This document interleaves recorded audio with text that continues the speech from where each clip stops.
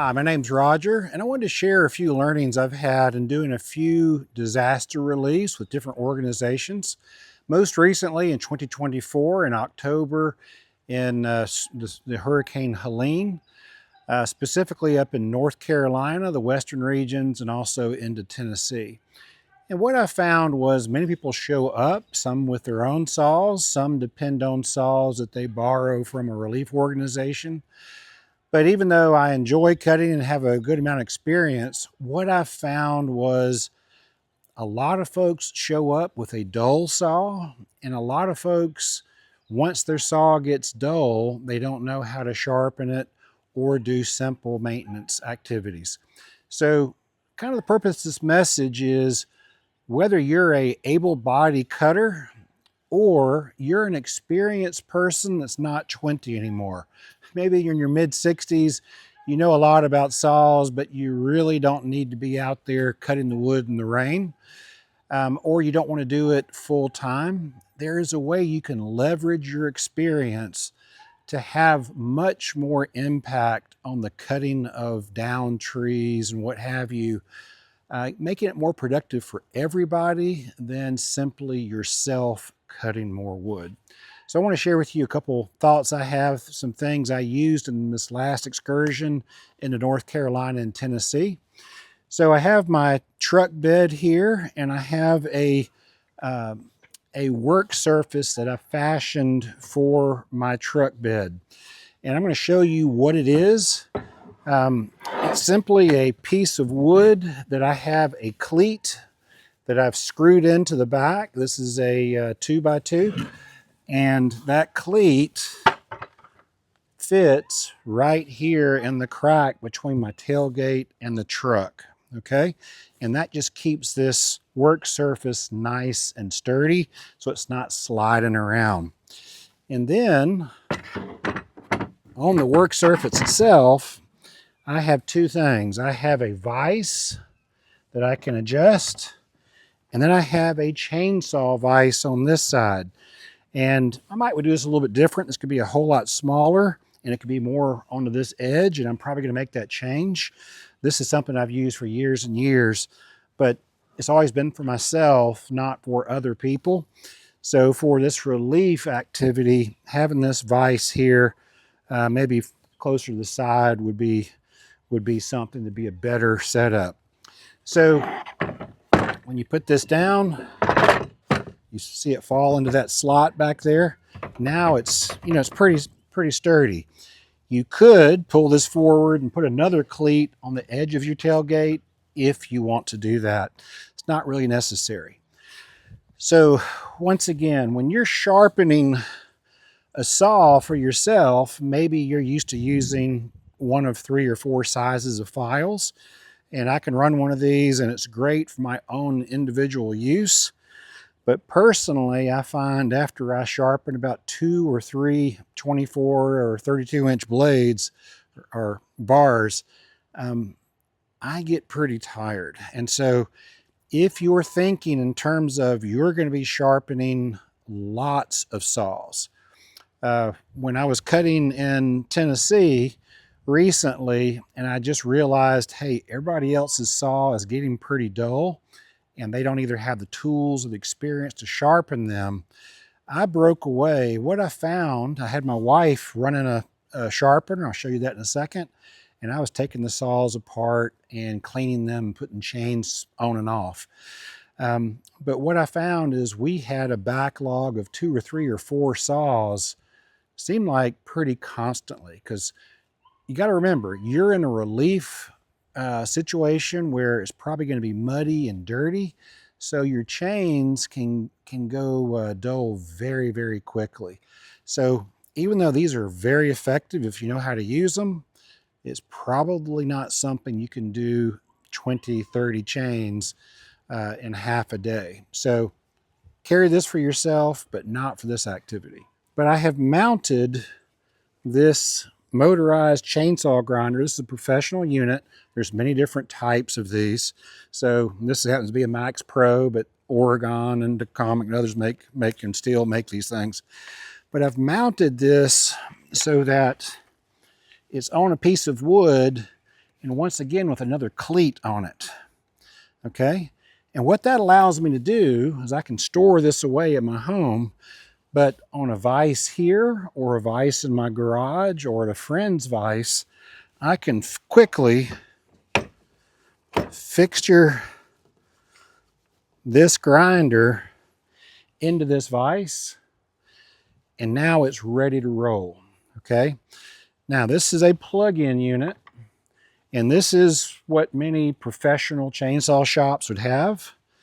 And so if it's a plug-in unit, you're going to have a generator. I happen to have a Honda 2000 watt generator. This worked beautifully. It really sips the gas. I can sharpen all day on a gallon of gas. So it's very efficient. You can also charge some batteries, maybe help some people out in ways that they're not prepared for.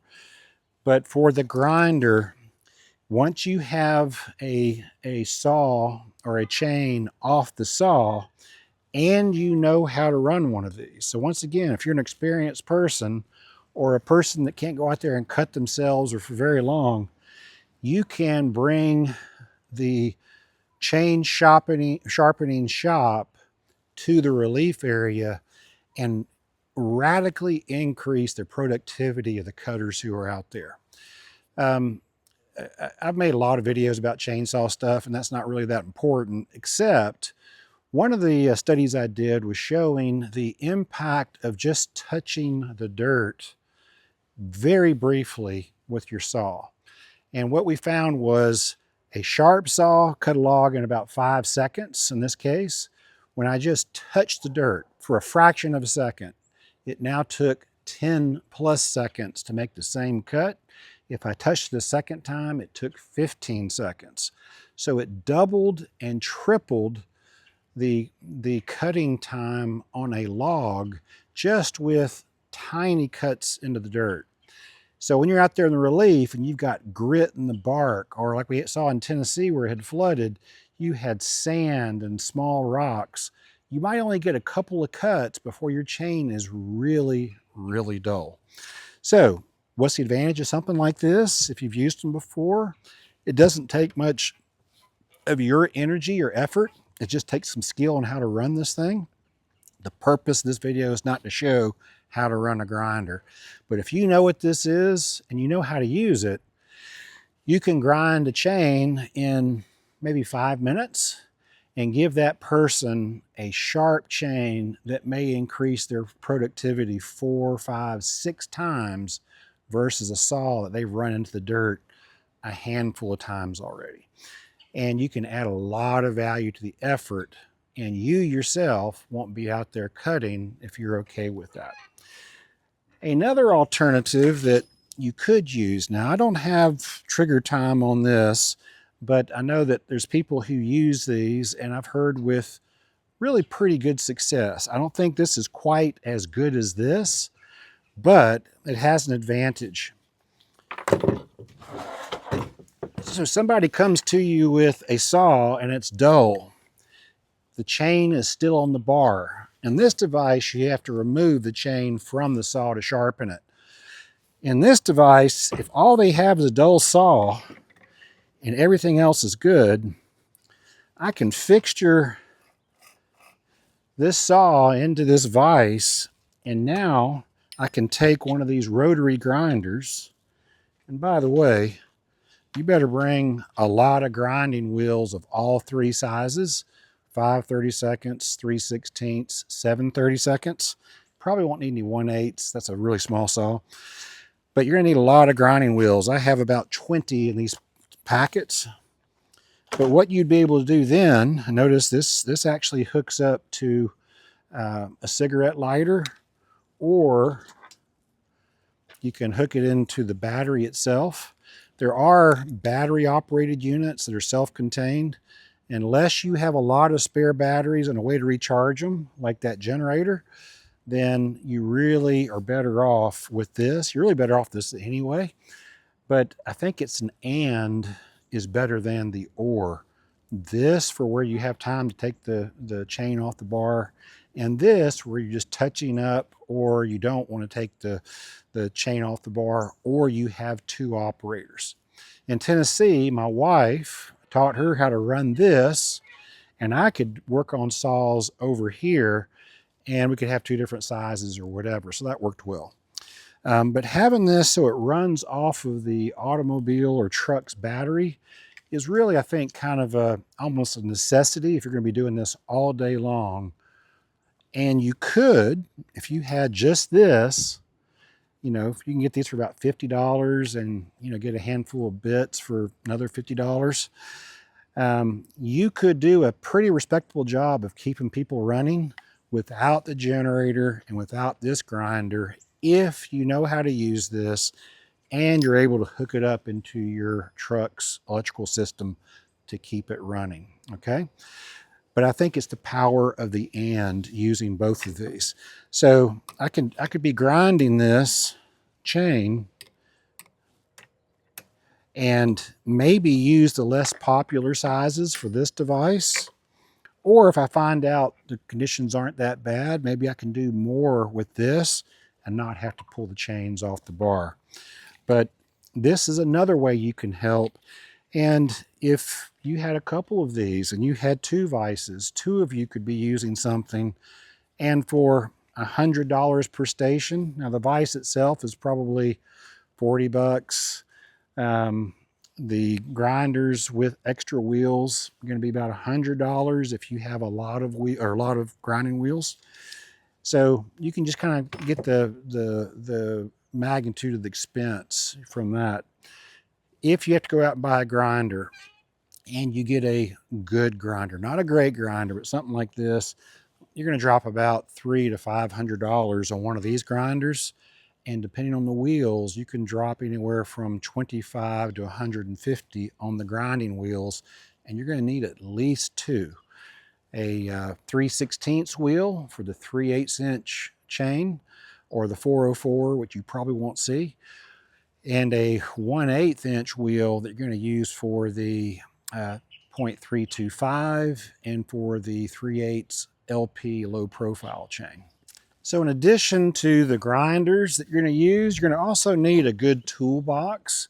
Once again, you're going to be performing tasks that some of these people will not know how to do or have the time to do. Now, ideally, what you'd want to do as you're sharpening or working on saws is have a spare saw or two. So relief organizations, if you're watching this, if you have 5 saws, you might want to keep 1 or 2 in reserve so they're sharp and ready to go, and as someone brings one back for servicing, you release the other saw. That does a couple things. It keeps the guys or gals running, but it also limits the number of saws out there for safety and just kind of keeping an eye on what's going on. And the fewer saws that are out there are going to be so much more efficient and productive that I think it's a good way to kind of pace things instead of having 5 or 6 saws go out at once and then they all start coming back at the same time for sharpening. Kind of keep a flow going, and that way you kind of build in a little bit of a rest for a person to come turn on their saw, maybe help take the chain off, what have you. Give them another saw and let them go back out. Things you're going to want to have is a wisp broom. As you pull these saws apart, maybe there's some crud in there you need to dust out, but you're certainly going to need a scrunch. What I learned when I was on the 2 deployments I've done, the amount of people that have saws that don't have or didn't bring their scrunch, it's surprising. And you're going to be taking off chains, tightening chains, what have you. So you've got to make sure you have one or several of these. I'd also say you need to have, if you know what you're doing, a screwdriver for adjusting carburetors. Be careful. Some of the newer carburetors are a little more complicated. Even though we have a grinder and we may have the rotary grinder, you're still going to want a complete set of files, all 3 sizes, 5/32, 3/16, and 7/32.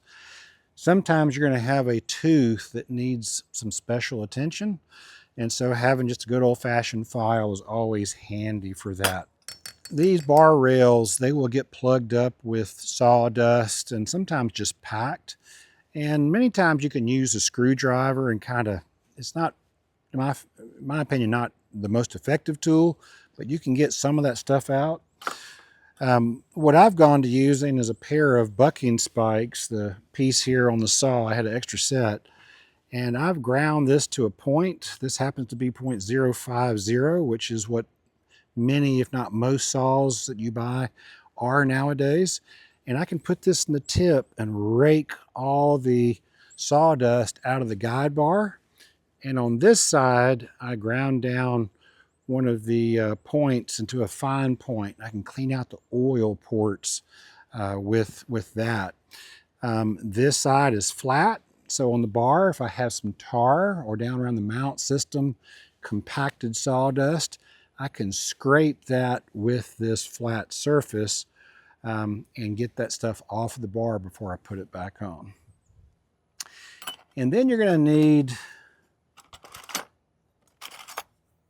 and this is an emotional topic for many, for doing depth gauges after you grind a chain 2, 3, 4 times. The driver link or depth gauge link, you need to file it down.